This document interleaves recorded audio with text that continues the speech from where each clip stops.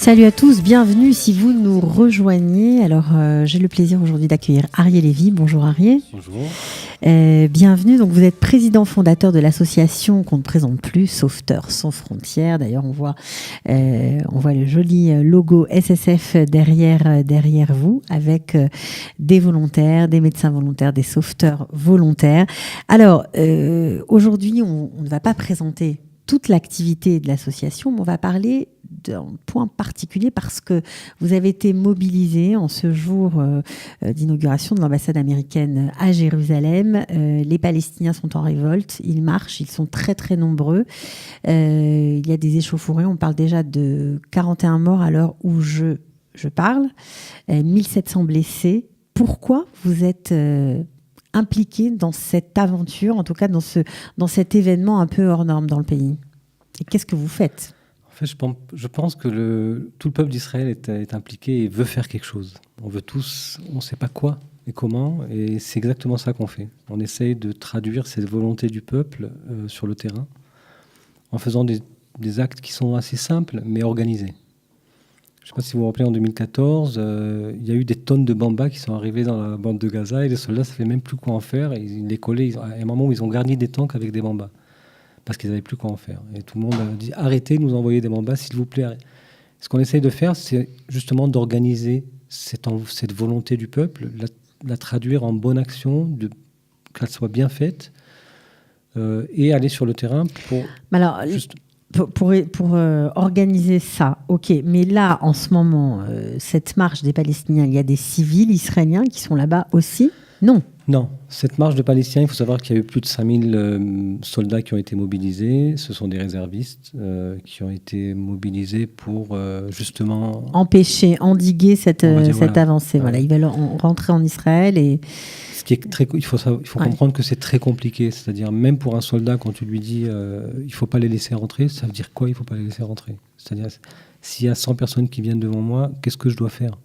Je ne peux pas vraiment leur tirer dessus. Est-ce que je dois me sauver? Est-ce que je dois crier? C'est-à-dire, ils sont dans une situation assez angoissante. Et ce qu'on a voulu faire, tout simplement, c'est de leur montrer qu'on est là. On est à côté d'eux. Les civils de toute âme Israël sont là et ils veulent leur dire un petit sourire, un petit merci. Alors, des petits colis avec une petite canette de coca fraîche. Vous imaginez ce que ça fait dans le sud, ce petit Coca-Cola? C'est tout. Et ça, déjà, c'est pour eux énormément c'est un petit bonjour de la maison qui leur donne beaucoup de force et d'encouragement pour cette action qu'ils sont obligés de faire. Alors, on comprend qu'au-delà du sauvetage, vous avez quand même une action sociale importante, puisque vous allez aussi voir les civils dans les villes adjacentes. Je pense à Sderot, notamment, où vous êtes très présent. En fait, oui, c'est en 2000. Nous sommes présents à Sderot depuis quelques années, déjà plus de 5 ans. Nous avons des centres éducatifs, nous avons beaucoup d'actions sociales. Et aussi, en 2014, on a, je ne veux pas dire aidé la municipalité, mais on peut appeler ça comme ça, oui. On a un peu supporté, dans le sens où la municipalité nous donnait les adresses des personnes âgées qui ne sortaient pas de chez eux. Il faut comprendre quand il y a des Qassam, il y a 13 secondes pour courir dans un abri. Pour nous, c'est difficile, mais pour une personne âgée de 70 ans, c'est impossible. Ça fait que ces gens, du moment où il y a une crainte qu'il puisse y avoir des lances de Qassam, ne sortent plus de chez eux. Et c'est là où nous, on rentre dans le jeu. Vous avez des bénévoles qui vont... Voilà, des dizaines de bénévoles qui frappent dans la porte. « Bonjour, Madame Amselem, est-ce que vous avez besoin de quelque chose ?» Des fois, sans rien nous donner, rien que pour qu'elle sache qu'elle n'est pas toute seule. Qu'elle n'est pas toute seule et qu'il y aura toujours quelqu'un qui... Voilà, notez notre numéro de téléphone, en 10 minutes on sera là. Ça suffit déjà pour donner beaucoup de force à ces pauvres gens qui sont enfermés chez eux. Et évidemment, quand ça se prolonge plus, on prépare des beaux colis à l'aide de tout le monde. C'est tout le monde qui aide pour qu'on puisse faire cette action. Alors aujourd'hui aussi, vous avez été les visiter dans les villes aujourd'hui, on ne l'a pas encore fait, mais on se prépare justement, on s'organise pour ça parce qu'on pense que ça... Il y a beaucoup de chances que ça chauffe. Encore plus, mais ça chauffe déjà. Ça chauffe, ouais, ça chauffe déjà. 1700 blessés, c'est déjà... Voilà, avec 1700 blessés, on sait très bien que le Hamas ne pourra pas rester sans rien faire après avoir envoyé son peuple se faire tuer. Il faudra que lui aussi fasse quelque chose. Et la seule chose que Hamas peut faire, c'est envoyer des Qassam. Donc vous serez là pour aller visiter les Israéliens des villes adjacentes à la bande de Gaza. Alors vous avez dans cette action sociale des centres éducatifs. Vous en avez combien? Et qu'est-ce que c'est, surtout? Dans la bande de Gaza, on a 18 centres éducatifs. C'est à partir de Nahal Oz jusqu'au nord de la bande de Gaza, Netiv HaSara. En fait, ce sont des abris qui ont été abandonnés ou qui sont plus d'utilité, puisque il faut savoir qu'aujourd'hui, chaque maison, il y a un mamad ou une chambre d'abri. Ça fait que les abris, on va dire collectifs, sont un peu abandonnés. Et nous, en fait, on les récupère de la mairie, on les retape. Et ça devient des centres où les jeunes ou les enfants, après l'école, au lieu de tourner n'importe où dans la rue et être sans sécurité, surtout dans des périodes un peu chaudes, ils peuvent aller faire des devoirs, jouer toute l'après-midi. Il y en a parmi eux où il y a même des dîners chauds. C'est tous les jours? Ça marche tous les jours? C'est tous les jours.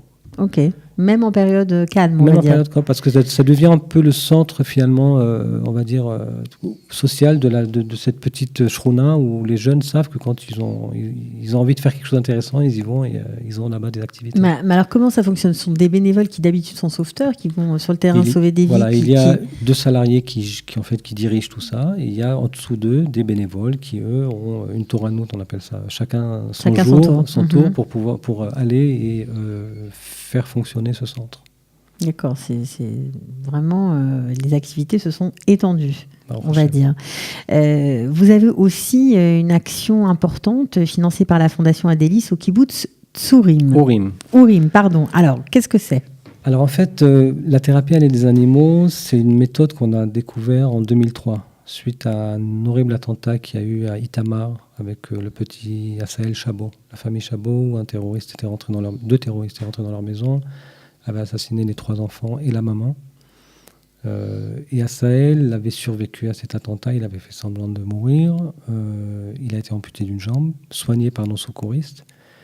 Il faut savoir que lorsque nos secouristes ont on va dire un rapport direct avec une famille, avec quelque chose de si violent et si fort, il y a un lien très fort qui se crée. La famille automatiquement rebondit vers le secouriste avec ses problèmes qu'il y a après. C'est comme ça en fait que tout ce côté social s'est créé avec le temps. Et cette famille Chabot, à Sahel, 1 an après, quand j'ai rencontré son père, Boaz, il me dit « Mon fils ne parle pas. Je l'ai amené, c'est les plus grands psychologues, ça ne va pas. » Et à Kol Mishamayim, il n'y a pas d'hasard.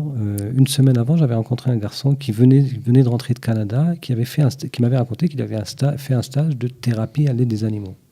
Ça m'avait l'air d'un truc très incompréhensible. Mais il m'avait dit que ça marche, et ça fonctionne, et ça fait des miracles. Et c'est là où je lui dis ok, Mazal Tov, bonne chance.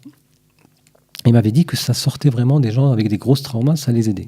Et quand Boaz m'a raconté ça, je lui ai dit, écoute, j'ai rien entendu parler d'un truc. Il m'a dit, Ariel, laisse tomber, j'ai ni d'argent, ni de temps. Je lui ai dit, laisse l'argent. Je lui ai dit, viens. J'ai pris rendez-vous.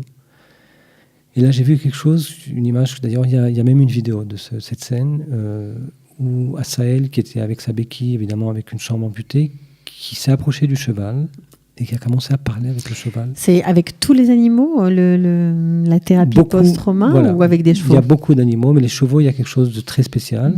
Assaël a commencé à raconter au cheval ce qui s'est passé dans la maison cette nuit-là. Et Boaz, qui était derrière, pour la première fois entendu quels étaient les derniers mots que sa femme avait dit. C'est là où je me suis dit, waouh, il y a ici quelque chose que... Assaël, aujourd'hui, il faut savoir qu'il il est champion en natation d'handicapés, il est champion dans la nifrérette de basketball, il court plus vite que toi et moi ensemble avec ses béquilles. Moi, c'est pas très difficile, je pense. Okay, il court très vite. Ouais. C'est un garçon épanoui qui est complètement sorti grâce à cette méthode. Et à partir de là, on a aidé énormément de gens qui avaient subi des attentats graves. Il y a combien d'enfants qui subissent ce qu'on appelle, qui sont en post-trauma, comme on dit dans la bande de Gaza? La bande de Gaza, d'après les études, il y a plus de 80%. Plus de 80% d'enfants. D'enfants qui souffrent de post-trauma. Il faut comprendre qu'une post-trauma, c'est quelqu'un qui a eu une angoisse, une peur très forte. Même si ça va se calmer, il ne va pas y avoir de Kassam pendant 1 an, mais il suffit qu'il y ait un Tseva Adom 1 fois par mois pour que tout revienne. Et là, il faut tout refaire. Ce sont des enfants qui, à l'âge de 11 ans ou 15 ans, recommencent à faire pipi au lit, crient pendant la nuit, ils ont des cauchemars, une confiance en personne. Ce sont des enfants qui ont besoin de traitement.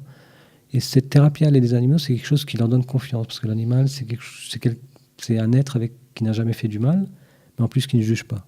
ça fait qu'on se vide devant cet animal et on vous raconte. Il y a d'autres raisons aussi, mais c'est vrai que c'est prouvé. Et c'est pour ça d'ailleurs qu'avec le temps, on s'est dit, ok, on fait ça à chaque fois dans une autre ferme pour aider les gens. Le temps est arrivé qu'on installe notre ferme à nous. Et grâce à la Fondation Adélis, on a pu avoir ce qu'il fallait pour pouvoir installer cette ferme dans ce kibbutz extraordinaire, très pastoral, Ourim, qui d'ailleurs est dans le sud, dans la bande de Gaza, mais qui très rarement a des tirs de Qassam, presque jamais, parce que c'est un tout petit kibbutz où le Hamas ne visera jamais parce qu'il n'a aucune chance de nous toucher. Donc ça fonctionne, il y a énormément d'activités sociales, c'est ce qu'on découvre avec vous, Ariel Lévy. Alors on connaît bien sûr le côté sauveteur sans frontières, où vraiment là vous allez sur le terrain et vous faites des actions très précises avec des kits de sauvetage, etc. On y reviendra. Juste quelques chiffres avant de se quitter. Aujourd'hui, Sauveteurs sans frontières, c'est combien de personnes ?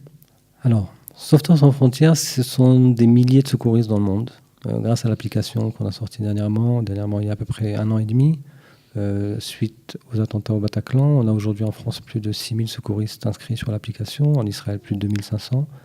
Rien qu'en Israël, on a plus de 850 secouristes équipés, avec un kit de secours plus un moyen de communication avec lequel on peut l'informer d'un événement.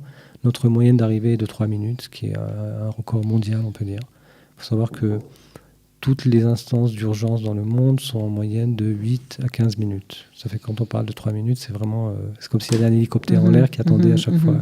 Mais le principe est très simple. Comme on éparpille le maximum de secouristes sur le territoire, ça fait que dès qu'il y a un événement, il y en a toujours un qui sera vraiment très proche de l'événement. Il n'a pas besoin d'aller chercher son kit à la maison puisqu'il est dans le coffre de sa voiture. Et donc, il se rend très vite sur les lieux et il arrive à sauver grâce à ça beaucoup de vies. Alors, on se retrouvera pour détailler plus précisément l'action de Sauveteurs sans frontières dans le pays, en Israël, mais aussi à l'étranger. Pour le coup, si certains nous écoutent ont envie d'être bénévoles pour apporter des colis aux soldats, pour vous aider dans votre action, dans le côté social de votre action, comment on fait ? On se connecte sur le site, on fait quoi ? Connecter sur le site ou nous envoyer un mail sur info@sauveteurs.org. Ouais. Vous contactez tout le monde ? On lui répondra très vite parce que comme il y a un vrai besoin, chaque bénévole, mais c'est pas seulement un bénévole pour donner de l'argent. Des fois, on a besoin de main d'œuvre pour préparer des colis, pour envoyer des colis à Tselim ou à côté de Tselim ou à Kerem Shalom. Des gens qui n'ont pas très peur et qui sont prêts à faire ça. Des fois, on reçoit un appel d'un chef d'une Yechida qui nous dit voilà, j'ai 45 soldats, on est au bout du bout. Et ça serait bien si on pourrait avoir... vous savez, en 2014, il y avait des moments où on manquait... C'est des fois des tout petits trucs. Des déodorants, des rasoirs. Mais c'est pour un soldat de pouvoir changer de chaussettes une semaine après qu'il ne l'a pas fait. Une paire de chaussettes vaut 1 milliard. Et pour nous, c'est un grand bonheur, un vrai bonheur de pouvoir leur répondre. Et vous cherchez toujours des bénévoles pour faire ce genre d'action ? On essaye c'est pas seulement sur le côté de coût, mais aussi parce que ça a une différence quand c'est un bénévole qui amène que lorsqu'il envoie un coursier. Le coursier va venir, il va jeter le carton. Mais c'est pas ça. Non, mais ça n'a rien à voir. On veut qu'il y ait un sourire qui accompagne ce colis qui arrive chez le soldat. Ok. Ariel Lévy, merci beaucoup, président fondateur de l'association Sauveteurs sans frontières. Bien sûr, on consacrera une autre émission pour détailler plus amplement votre action. Là, c'était le volet social de votre action et surtout ce que vous faites aujourd'hui. Voilà, parce qu'on est en plein dans l'actualité. On espère que ça va se calmer. Justement, tout ce qui se passe à Gaza, les Palestiniens qui avance et qui s'organise. On espère que ce sera plus calme ce soir. C'est pas sûr, mais on peut toujours le souhaiter. Amen. Merci. Au revoir. Merci.